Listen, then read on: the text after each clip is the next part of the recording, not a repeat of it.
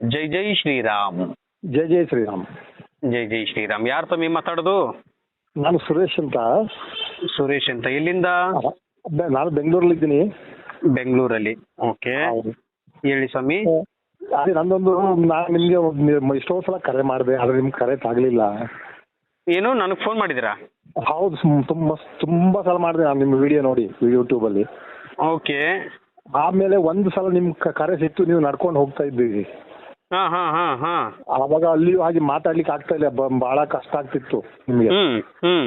ಆವಾಗ ನೀವು ನಾನು ಹಿಂಗೆ ಹೇಳಿದೆ, ಸ್ವಲ್ಪ ಪ್ರಾಬ್ಲಮ್ ಇದೆ ಗುರುಗುಜಿ, ನಮ್ದೊಂದು ಸೈಟ್ ಸೇಲ್ ಆಗ್ತಾ ಇಲ್ಲ ಅಂತ ಹೇಳಿದೆ. ಸೈಟು ಸೇಲ್ ಆಗ್ತಾ ಇಲ್ಲ ಅಂತ ಹೇಳಿದ್ರ? ಹೌದು. ಅಂದ್ರೆ ನಿಮ್ಗೆ ವ್ರತವನ್ನು ತಿಳಿಸ್ಕೊಟ್ಟಿದ್ದೀನಾ? ನಾವು ತಿಳಿಸ್ಕೊಟ್ಟಿದ್ರಿ. ಓಕೆ, 9 ವಾರ ತಿಳಿಸ್ಕೊಟ್ಟಿದ್ದೀನಿ. ಇವಾಗ ನಿಮ್ಗೆ ಪವಾಡ ಆಗಿದೆ ಅಂತ ಹೇಳ್ತಾ ಇದ್ದೀರಾ ನೀವು? ಹೌದು, ಆಗಿದೆ. ಒಂದೇ ಏನ್ ಪವಾಡ ಹೇಳಿ ಸ್ವಾಮಿ. ನಿಮ್ಮ ಪವಾಡ ಕೇಳೋದಕ್ಕೆ ನಮಗೆ ಬಹಳ ಆನಂದ ಸ್ವಾಮಿ. ಏನ್ ಪವಾಡ ಆಗಿದೆ? ನಂದು ಒಂದು ಸೈಟ್ ಸೇಲ್ ಆಗ್ತಾ ಇಲ್ಲ ಇತ್ತು, 10 ವರ್ಷ ಆಯ್ತು. 10 ವರ್ಷದಿಂದ ನಿಮ್ ಸೈಟ್ ಸೇಲ್ ಆಗ್ತಾ ಇರ್ಲಿಲ್ಲ? ಹೌದು. ಓಕೆ. ನಾನು ಆದ್ರೆ ರಾಯರದ್ದು ಪೂಜೆ ಪ್ರತಿ ಗುರುವಾರ ಮಾಡ್ತಾ ಇದ್ದೀನಿ. ಓಕೆ. ಯಾವತ್ತು ನಿಮ್ದು ನಾನು ವಿಡಿಯೋ ನೋಡ್ತಿದ್ದೇನೆ, ನನಗೆ ರಾಘವೇಂದ್ರ ಸ್ವಾಮಿಗಳೇ ನಿಮ್ ಕರುಣೆ ತೋರಿಸ್ರು. ಅವ್ರ ಹತ್ರ ನೋಡು, ಅವ್ರಿಗೆ ಕಾಲ್ ಮಾಡಿ ನೋಡಂತ ಅವ್ರಿಗೆ ರಾಯರೇ ಹೇಳಿರ್ಬೇಕು, ಇಲ್ದಿರ ಆಗಲ್ಲ ಬಿಡಿ. ನಾನೆಲ್ಲೋ ನೀವೆಲ್ಲೋ ಅಲ್ವಾ? ಹೌದು.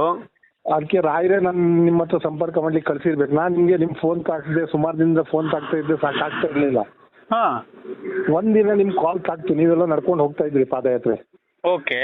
ಆವಾಗ ನೀವು ಹೇಳಿದ್ರಿ ನಿಮ್ ಕರ್ಮ ಎಲ್ಲ ತೀರ್ತು, ಇನ್ನೇನು ತೊಂದರೆ ಇಲ್ಲ, ನೀವು ಹೆದರ್ಬೇಡಿ, ನಾನು ಹೇಳಿದಾಗ ವ್ರತ ಮಾಡಿ ಆಗ್ತದೆ ನೋಡಿ ಅಂತ ಹೇಳಿದ್ರಿ. ಓಕೆ.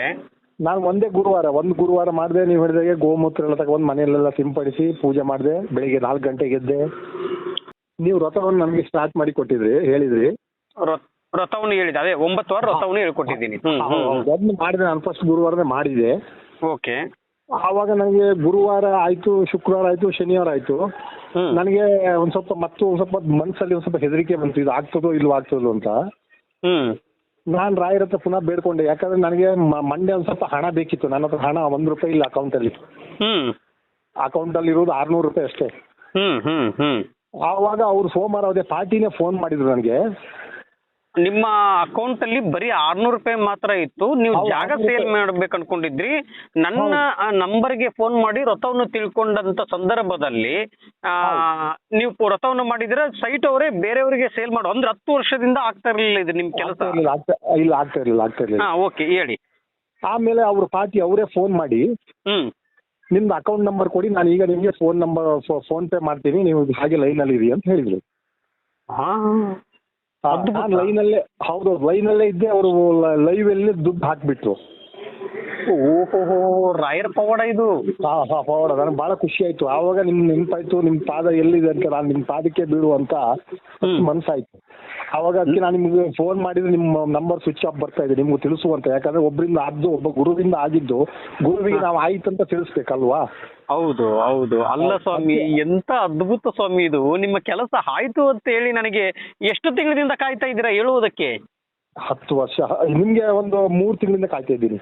ಅಲ್ಲ, ನಿಮ್ದೆ 10 ವರ್ಷದಿಂದ ಆಗ್ಲಾರ್ದಂತ ಸೈಟ್ ಅನ್ನು ಇವತ್ತು ನನಗೆ ಒಂದು ವ್ರತವನ್ನು ಹೇಳ್ಕೊಟ್ಟಂತ ಸಂದರ್ಭದಲ್ಲಿ ನಿಮ್ಮ ಅನುಗ್ರಹ ಆಗಿರೋದು 3 ತಿಂಗಳಿಂದ ನನಗೆ ತಿಳಿಸಬೇಕು ಅಂತ ನೀವು ಸತತವಾಗಿ ಕಾಯ್ತಾ ಇದ್ದೀರಾ. ಹೌದು. 3 ತಿಂಗಳಿಂದ ಲೈನ್ ಸಿಕ್ಕಿಲ್ಲ ನಿಮ್ಗೆ? ಇಲ್ಲ, ಸಿಕ್ಕಿಲ್ಲ, ಲೈನ್ ಸಿಕ್ಕಿಲ್ಲ. ಅಯ್ಯೋ ಸ್ವಾಮಿ, ಆದ್ರೂ ಇವತ್ತು 3 ತಿಂಗಳು ಆದ್ಮೇಲೆ ನನಗೆ ಕರೆ ಮಾಡಿ ನೀವು ನನಗೆ ಅನುಗ್ರಹ ಆಗಿದೆ ಅಂತ ಹೇಳ್ತಾ ಇದ್ರಲ್ಲ ಸ್ವಾಮಿ, ಇನ್ನೇನ್ ಬೇಕು ಸ್ವಾಮಿ? ಅದೇ ಸರ್, ರಾಯರ ಕೃಪೆ ಹಾಗೂ ನಿಮ್ದು ಕೃಪೆ ಇದೆ. ನೀವೇನೋ ನನಗೆ ರಾಯರ ರೂಪದಲ್ಲಿ ನೀವು ಸಿಕ್ಕಿದ್ರ. ರಾಯರದ್ದೇ ಪವಾಡ ಬಿಟ್ರೆ ಬೇರೆ ಏನಿಲ್ಲ ಗುರುಜಿ. ಸ್ವಾಮಿ, ರಾಯರ್ದು ಸ್ವಾಮಿ. ಅದಕ್ಕೆ ನಾನು ಯಾಕೆ ಎಲ್ಲ ನನ್ನ ತಾಯಿಂದರಿಗೆ, ಅಣ್ಣ ತಮ್ಮಂದಿರಿಗೆ, ಅಕ್ಕ ತಂಗಿಂದಿರಿಗೆ ಯಾಕೆ ನಾನು ತಿಳಿಸ್ಕೊಡ್ತಾ ಇದ್ದೀನಿ ಅಂದ್ರೆ, ನೀವು ರಾಯರ್ನ ನಂಬಿ ಮನುಷ್ಯರ ಪಾದ ಹಿಡಿಬೇಡಿ.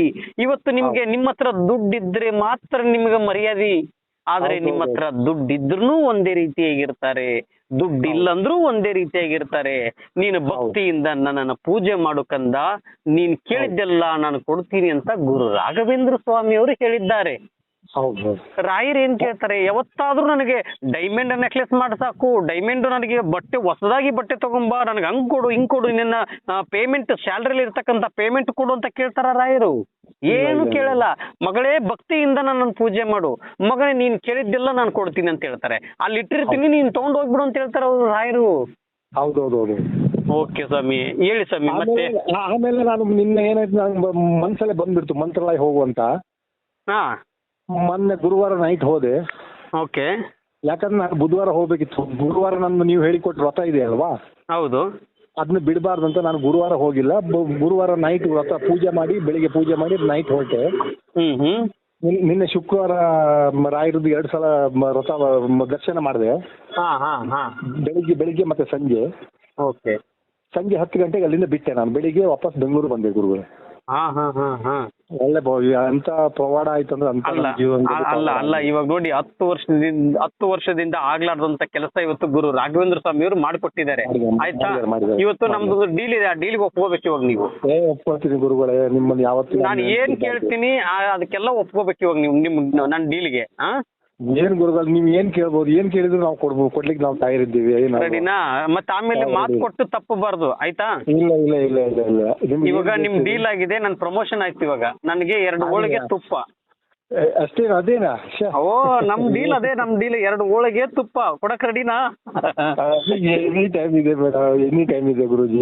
ನನ್ಗೇನು ಬೇಡ, ನಿಮ್ಮ ಸಂತೋಷ, ನಿಮ್ಮ ನಗು ಮುಖವನ್ನು ನಾನು ನೋಡ್ಬೇಕು ಅನ್ನುವುದೇ ನನ್ನ ಆಸೆ. ನೀವ್ಯಾವತ್ತೂ ಕುಗ್ಗಬಾರದು, ನೀವ್ಯಾವತ್ತೂ ಕೊರಗಬಾರದು. ನಮ್ಮ ಒಟ್ಟಿಗೆ ರಾಯರಿದ್ದಾರೆ ಅಂತ ಒಂದ್ ಹೆಜ್ಜೆ ಮುಂದೆ ಹಾಕಬೇಕು. ನನ್ನ ಪ್ರಮೋಷನ್, ನನ್ನ ಕೆಲಸ ಅಂದ್ರೆ ನನಗಿದೊಂದು ಗೋರ್ಮೆಂಟ್ ಕೆಲಸ. ಇದು ನನಗೆ ಗುರು ರಾಘವೇಂದ್ರ ಸ್ವಾಮಿ ಅವರು ಕೊಟ್ಟಿದ್ದು, ಇದು ಗೋರ್ಮೆಂಟ್ ಕೆಲಸ ನನಗೆ. ಇವಾಗ ನೀವು ಪ್ರೀತಿಯಿಂದ ನೋಡಿ, ಅದು ಏನು ಅಂತಾನೆ ಗೊತ್ತಿಲ್ಲ, ಏನ್ ಕೇಳಿದ್ರು ಕೊಡ್ತೀನಿ ಅಂತ ಹೇಳಿದಿರಲ್ಲ, ಅಷ್ಟೇ ಸಾಕು. ಅದೊಂದು ಧ್ವನಿ ಮಾತ್ರ ನನಗೆ ಬೇಕಾಗಿರೋದು. ಆದ್ರೆ ನಿಮ್ಮ ಮನೆಗೆ ಬಂದಾಗ ನನಗೆ 2 ಹೋಳಿಗೆ ತುಪ್ಪ ಕೊಟ್ಬಿಟ್ರೆ ಸಾಕು. ಖಂಡಿತ ನಾನೇ ನಿಮ್ಮನ್ನ ಕರೆದು ನಿಮ್ ಪಾದ ಪೂಜೆ ಮಾಡಿ ನಿಮ್ಮ ಹತ್ರ ಆಶೀರ್ವಾದ ಪುನಃ ತಗೊಳ್ಬೇಕಂತ ನನ್ನ ಆಸೆ ಇದೆ ಮನಸ್ಸಲ್ಲಿ. ಅದು ಹಾಗೆ ಆಗ್ತದೆ. ರಾಘವೇಂದ್ರ ಸ್ವಾಮಿಗಳು ಮಾಡಿಯೇ ಮಾಡ್ತಾರೆ, ನನಗೆ ಮನ್ಸು ಹೇಳ್ತಾ ಇದೆ.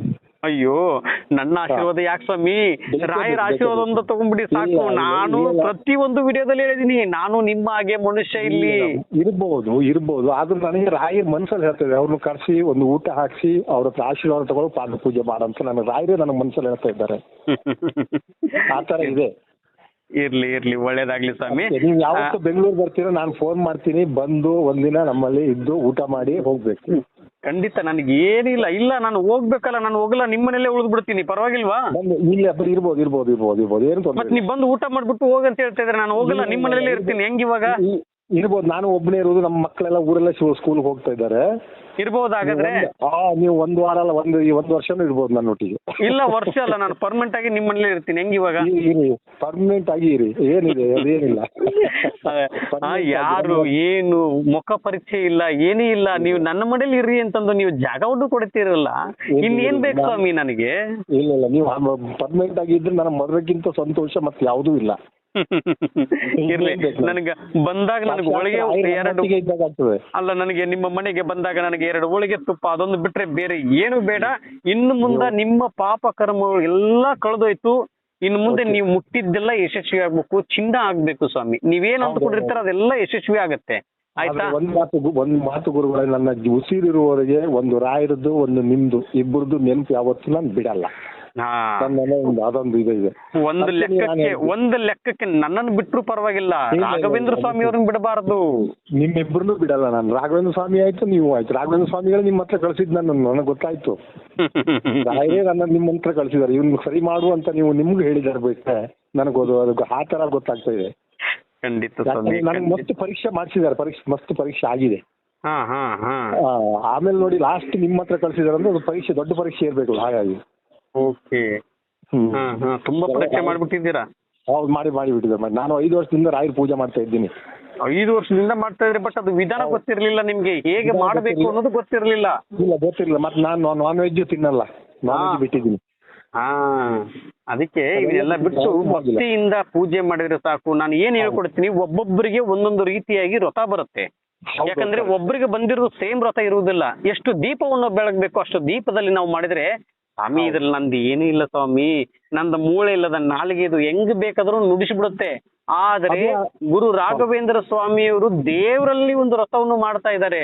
ದೇವರಲ್ಲಿ ದೀಪವನ್ನು ಹಚ್ಚಿ ಪೂಜೆ ಮಾಡಿ ಇವತ್ತು ನಾನು ಜನಗಳಿಗೋಸ್ಕರ ಕುಳಿತುಕೊಂಡಿರ್ತೀನಿ ಅಂತಂದು ಯಶಸ್ವಿಯನ್ನು ಕಂಡಿದ್ದಾರೆ. ಅದೇ ದೀಪ ಕನಸಿನಲ್ಲಿ ನನಗೇನು ಮೂಡಿ ಬಂದಿದೆ, ಇದನ್ನೇ ನೀನು ಜನಗಳಿಗೆ ತಿಳಿಸಿಕೊಡು. ಯಾಕಂದ್ರೆ ನಾನು ಇರುವುದು ಒಂದು ಕಡೆ, ಅವರು ಹೋಗ್ತಾ ಇರೋದು ಇನ್ನೊಂದು ಕಡೆ.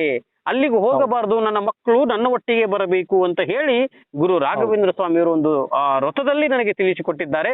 ಇವತ್ತು ಅದೇ ರಥವನ್ನು ಇಡೀ ನನ್ನ ಜಗತ್ತಿಗೆ ಲೋಕ ಕಲ್ಯಾಣಕ್ಕೆ ಎಲ್ಲರಿಗೂ ಒಳ್ಳೇದಾಗ್ಲಿ ಅಂತ ಹೇಳಿ ನಾನು ಇವತ್ತು ತಿಳಿಸಿಕೊಡ್ತಾ ಇದ್ದೀನಿ ಸ್ವಾಮಿ. ಎಲ್ಲರಿಗೂ ಒಳ್ಳೇದಾಗ್ಬೇಕು. ನನ್ನಂತೂ ಎಷ್ಟೋ ಜನ ಇದ್ದಾರೆ ಪಾಪ, ಅವರಿಗೂ ಎಲ್ಲರಿಗೂ ಒಳ್ಳೇದಾಗ್ಬೇಕು. ನಾನು ರಾಯರ ಹತ್ರ ಅದನ್ನೇ ಬೆಳ್ಕೊಂಡು ಸರ್ವೇ ಜನ ಸುಖಿನೋ ಭವಂತು ಅಂತಾರೆ, ಹೌದಾ? ಎಲ್ಲರೂ ಒಳ್ಳೇದಾಗಿದ್ರೆ ನಾವು ಒಳ್ಳೇದಲ್ವಾ? ಹೌದು ಹೌದು ಸ್ವಾಮಿ. ಎಲ್ರು ನನ್ನ ಲೈಫ್ ಅಲ್ಲಿ ಏನ್ ಗೊತ್ತದು ಸ್ವಾಮಿ, ಏನೂ ಇಲ್ಲ, ಎಲ್ರು ನಗುಮುಖ ನೋಡ್ಬೇಕು. ನಾನು ಯಾರು ಹತ್ಕೊಂಡು ಬರ್ತಾರೆ, ನನ್ನ ತಾಯಿ ಕಣ್ಣೀರು ಬರ್ತುವಷ್ಟು ಶಕ್ತಿ ನನ್ನಲ್ಲಿ ತುಂಬು ತಂದೆ ಅಂತ ಅದೊಂದು ಮಾತ್ರ ಕೇಳ್ಕೊಂಡಿದ್ದೀನಿ ಗುರು ರಾಘವೇಂದ್ರ ಸ್ವಾಮಿ ಅವರ ಹತ್ರ ನಾನು. ಖಂಡಿತ ಸ್ವಾಮಿ, ಎಲ್ಲರಿಗೂ ಹೌದು ಸ್ವಾಮಿ. ಇವತ್ತು ಒಂದು ಕೆಲಸ ಇತ್ತು, ಏನೋ ಒಂದು ನೋಡಿ ಪವಾಡ ನೋಡಿ, ಅದು ಆಯ್ತು ನೋಡಿ. ಏನ್ ಕೆಲಸ ಆಯ್ತು ಇವತ್ತು? ಇವತ್ತೊಂದು ಒಬ್ರದ್ದೊಂದು ಸೈಟ್ ನನಗೆ ಕೊಟ್ಟಿದ್ದಾರೆ ಇನ್ಚಾರ್ಜು. ಅದು ಹಂಗೆ 2-3 ತಿಂಗಳಿಂದ ಆಗ್ತಾ ಇರ್ಲಿಲ್ಲ, ಇತ್ತು ಕ್ಯಾನ್ಸಲ್ ಆಯ್ತು ಒಂದ್ಸಲ. ಇವತ್ತು ಆಗ್ಬಿಡ್ತು ಸರ್ ಸ್ವಾಮೀಜಿ, ಗುರುಜಿ ನೋಡಿ. ಇವತ್ತು ಏಕಾದಶಿ, ಇವತ್ತು ನಾನು ಕೂಡ ನಿಮಗೆ ಫೋನ್ ಮಾಡಿದೀವಲ್ಲ, ಇವತ್ತು ನೀವು ನನಗೆ ಕರೆ ಮಾಡಿ ಲೈನ್ ಸಿಕ್ಕಿದೆ. ಇವತ್ತೇ ನಿಮ್ಗೆ ಲೈನ್ ಸಿಕ್ಕಿದೆ, ಇವತ್ತೇ ನಿಮ್ಗೆ ಕೆಲಸ ಆಗಿದೆ. ಎಂತ ಅದ್ಭುತ ಇದು ರಾಯರ್ ಪವಾಡ. ಏನಪ್ಪ, ಯಾವಾಗಲೂ ನಿಮ್ ಕರೆ ಸಿಕ್ತು, ಅದು ಬಂದು ತುಂಬಾ ಸಂತೋಷ ಆಯ್ತು ನೋಡಿ. ಎಷ್ಟು ರಾಯರ್ ಪವಾಡ ಅದು ನೋಡಿ, ಅದು ಮಂತ್ರಾಲಯ ಹೋಗಿ ಬಂದೆ, ಏನು ಎಲ್ಲ ರಾಯರದ್ದೇ ಪವಾಡ. ಅದೇ ಹೇಳ್ತಾರದು, ನೀವು ರಾಯರನ್ನ ಭಕ್ತಿಯಿಂದ ಪೂಜೆ ಮಾಡಿ, ಅದೊಂದೇ ನಾನು ನಿಮ್ಮಲ್ಲಿ ಕೇಳ್ಕೊಳ್ಳೋದು. ಇನ್ನು ಹೆಚ್ಚಿನ ರೀತಿಯಾಗಿ ನಿಮ್ಗೆ ಅನುಗ್ರಹ ಆಗ್ಲಿ ಅಂತ ಹೇಳಿ ಗುರು ರಾಘವೇಂದ್ರ ಸ್ವಾಮಿ ಅವರ ಪಾದವನ್ನು. ನಂದು ಒಂದ್ ಮಾತು, ನೀವು ನನ್ನ ಮನೆ ಬಂದೇ ಬರ್ಬೇಕು. ಒಂದ್ 4 ದಿನ ಅಥವಾ ಎಷ್ಟು ದಿನ ಇರ್ತೀರಾ, ಇದ್ದು ನೀವು ಹೋಗ್ಲೇಬೇಕು. ಇದೊಂದು ನನ್ನ ಮಾತು ನೋಡಿ ಸ್ವಾಮಿ. ನಾನು ಬರೋದು ಒಂದು ಅರ್ಧ ಗಂಟೆ ಅಷ್ಟೇ, ಬರ್ತೀನಿ, 2 ಹೋಳಿಗೆ ತಿಂತೀನಿ, ನಿಮ್ಮ ಮನೆಯಲ್ಲಿ 2 ತುಪ್ಪದ ದೀಪವನ್ನು ಹಚ್ಚಿ, ನಿಮ್ಮ ಮನೆ ಯಾವಾಗ್ಲೂ ಬೆಳಕಲ್ಲಿರ್ಬೇಕು. ಅದನ್ನ ಮಾಡಿ ಬರಬೇಕು. ಸೇವೆ ಮಾಡ್ಲಿಕ್ಕೆ ನನಗೆ ಭಾಗ್ಯ ಕೊಡಿ ಸಾಕು, ನಾನು ಅಷ್ಟೇ ರಾಯರಲ್ಲಿ ಕೇಳ್ಕೊಳ್ಳೋದು ಅಷ್ಟೇ. ಅಯ್ಯೋ, ನನ್ನ ಸೇವೆ ಯಾವ್ದು ಬೇಡ, ನೀವು ರಾಯರ ಸೇವೆ ಮಾಡಿ. ನಿಮ್ಮ ಮನೆಗೆ ಬಂದು ನಾನು ಹೋಳಿಗೆ ಊಟ ಮಾಡ್ತೀನಿ. ಹೌದೌದು, ಅದಂತೂ ಕೊಡು, ಅದೇನು ಇದೆಲ್ಲ ಬಿಡಿ, ಹೋಳಿಗೆ ಏನು ಇದಲ್ಲ. ಆದ್ರೂ ಒಂದಿನ ನಿಮ್ಮ ಸೇವೆ ಮಾಡ್ಬೇಕಂತ ಮಕ್ಕಳ ಆಸೆ ಇದೆ, ಆ ಆಸೆಯನ್ನು ನೆರವೇರಿಸಿ ಕೊಡ್ಬೇಕು ನೀವು. ಓಕೆ ಸ್ವಾಮಿ, ಆಯ್ತು, ಒಳ್ಳೇದಾಗ್ಲಿ.